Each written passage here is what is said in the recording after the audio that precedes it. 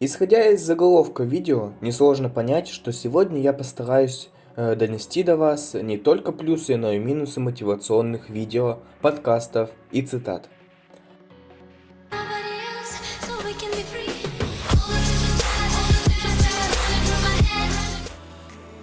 У меня, наверное, как и у каждого человека в этом мире, есть главные цели и мечты.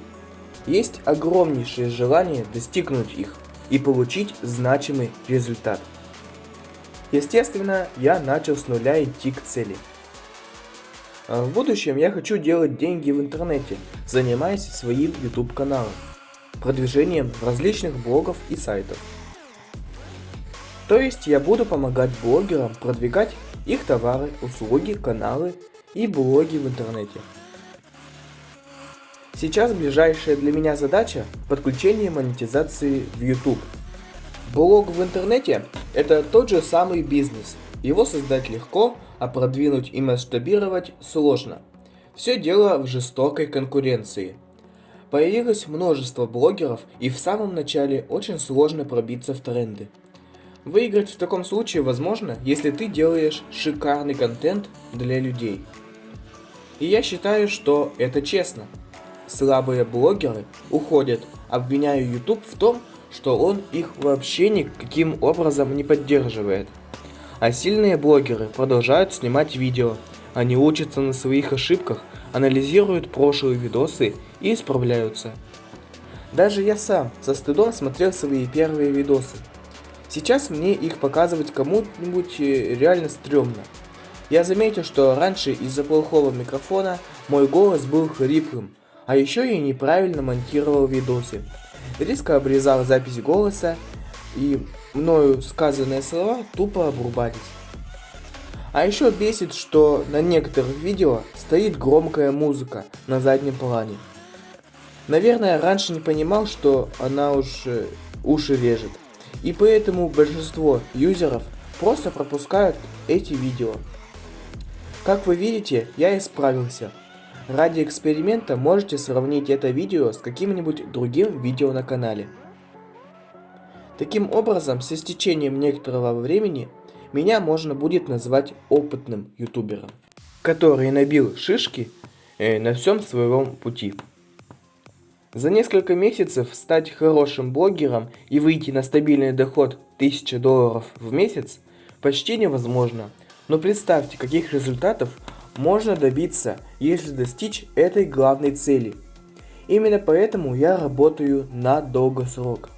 Я веду свой канал более чем год. Похвастаться, конечно, нечем. Подписчиков не так уж и много, всего 23. Но меня и это радует. Почему у меня видео набрали так мало просмотров, а подписчиков не больше 1000? В чем причина? Причина в моей прокрастинации и лени. Мои видео были не такими длинными, я не уделял им должного внимания. А еще видосы выходили редко. Но я понял все свои ошибки, теперь настраиваю все как следует. Из-за того, что у меня нету никаких результатов, мотивация пропадает, а вслед за ней самодисциплина. Я перестаю себя контролировать. Чтобы хоть как-то поднять дух, силу воли, смотрю в ютубе мотивационные видео. Вначале я испытывал от них огромнейшую эйфорию, так сказать. Мотивация была средством для ускорения, то есть она представляла некий бустер. Через некоторое время желание заниматься саморазвитием и своим делом пропадало. Благодаря мотивационному контенту я мечтал, визуализировал, и я, наполненный энергией, сразу же принимался за свое дело, которое в будущем сделает меня одним из самых успешных людей в мире. Со временем реальность меня опускала. Я уже не находил себе места, не мог сосредоточиться на важном деле, прокрастинировал и в итоге захлебывался в рутине. Затем, чтобы хоть как-то поднять дух, залазил в интернет за очередным видео, которое дает мне заряд энергии, чтобы жить, работать над своей мечтой. После реальность снова меня опускала, и я продолжал смотреть видосы, несущие мотивационный контент. Оказывается, сам не заметил, как стал зависимым от мотивации в интернете. От такой зависимости отойти сложно. Дорогой зритель, смотрящий это видео, у тебя была похожая ситуация? Если так, то напиши, пожалуйста, в комментарии. А как избавиться от этого и всегда иметь пожизненный настрой? Как всегда быть счастливым и не ждать ни от кого мотивации? Ответы на эти вопросы, конечно же, есть. Наверное, они покажутся тебе довольно банальными. А может быть, ты сможешь извлечь из сказанных мною слов пользу. Во-первых, найди для себя долгосрочную мотивацию. В отличие от краткосрочной мотивации, долгосрочная – это глубокая, длительная мотивация. Находится в вашем сердце пожизненно. Это то, что постоянно вас зажигает, заставляет жить. Успешного и активного человека можно отличить от обычного по наличию пожизненной мотивации.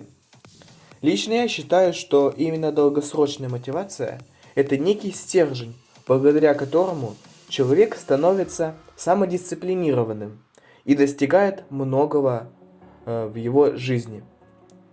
Ритм его жизни активнее по сравнению с другими людьми. Долгосрочную мотивацию приобрести сложно, ведь это серьезное дело, так как после переустановки сознания коренным образом переменится вся жизнь, и вы будете обречены на счастливое будущее. Перед тем, как измениться, ты должен понять, что многое в жизни можешь потерять.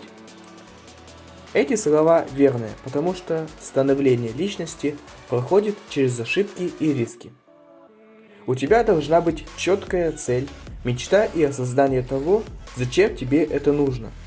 Именно это и есть долгосрочная мотивация, заставляющая тебя действовать.